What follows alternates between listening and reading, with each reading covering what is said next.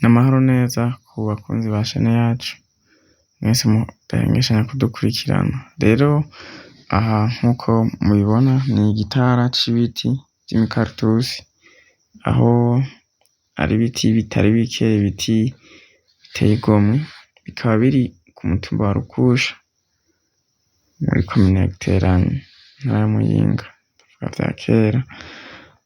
Rero nkuko mubibona ibi ni ibiti biri ku metero nk'amajana 200 kw'ijana, bwaguke burashika metero 200, uburebure ni metero 200, bwaguke metero 100.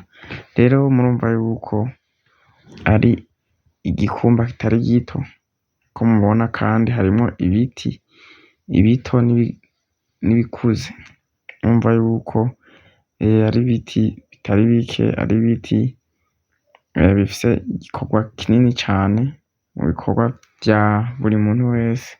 Rero mushobora kumenya kuvuga muti ivyo biti n'ivyahe, n'ivyande? Nkuko twavuze yuko biri mu Rukusha, ni ivy'umudiaspora, tutashimye kuvuga izina ryiwe.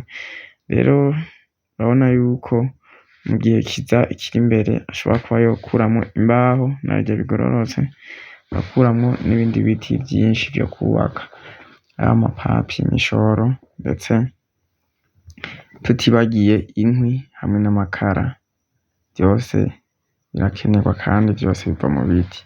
Rero mushobora kwibaza mbega ibiti bifise akahe kamaro? Turavuga cane cane imikaratusi. Nubwo biri mu biti bindya cane isi, tuvuge vyabsorba cane isi, biri no mu biti kandi vyongera bigatuma bikora ibikorwa vyinshi, nkuko twabivuze, imbaho, inkwi, ibiti vyo kubaka, amamadiriye, amakara n'ibindi bitandukanye. Rero murumva yuko bifise akamaro kadasanzwe, kandi musanzwe muzi yuko ibiti biri mu biduha oxygene, izi mpwemu duhema, bigatwara zino mpwemu mbi tuba twahemye. Kandi rero murumva yuko mu bijanye n'ibidukikije, birongera kandi bikaba ahantu haba hariho udukoko tubayo, turonka ivyo dufungura kuko ari mu biti, n'amababi yavyo akongera akaba afise ivyo afasha mu bindi binyabuzima, nubwo twovuga n'isi nyene muri rusange. Rero murumva yuko ibiti canke igiti muri rusange, tutitaye ku mukaratusi canke ikindi, ni ngirakamaro haba mu bikorwa vy'umuntu vya misi yose, haba mu buzima bw'umuntu ndetse n'ubw'ibikoko muri rusange. Ivyo vyose kubigerako bisaba kugira umutima ubikunze, kugira umutima wo kumva wobigira, kuko aho uba wumva wohakorera ibindi bikorwa nko kurima ibiharage n'ibindi, ariko ugahitamwo kugira igikumba. Kubw'iyo mvo usanga natwe muri ibi vyiza tubona isi idufitiye biva mu biti, biva muri ibi vyose ubona bitandukanye. Aha harimwo ibi, haba harimwo n'ibindi bwoko bw'ibiti bushobora kuba bwobamwo gusumba aho vyoba ari mu ndimiro.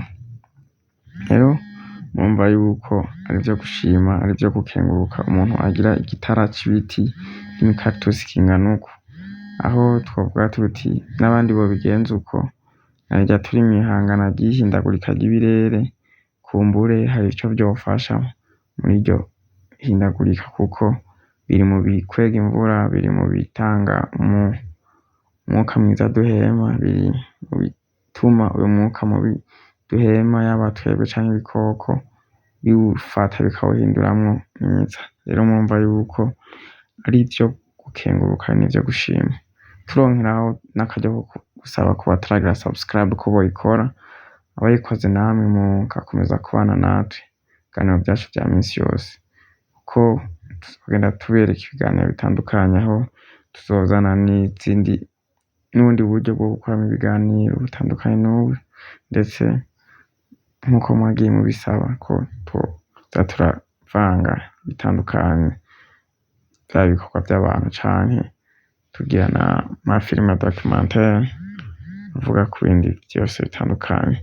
Rero bakunzi bacu, natwe ntitworeka kubashimira ku mwanya mufata mukadukurikirana ndetse munaduha n'ivyiyumviro vyanyu, natwe ntitworeka kubabwira tuti ciao ciao, ibiganiro vyacu nakagaruka, hasta la vista.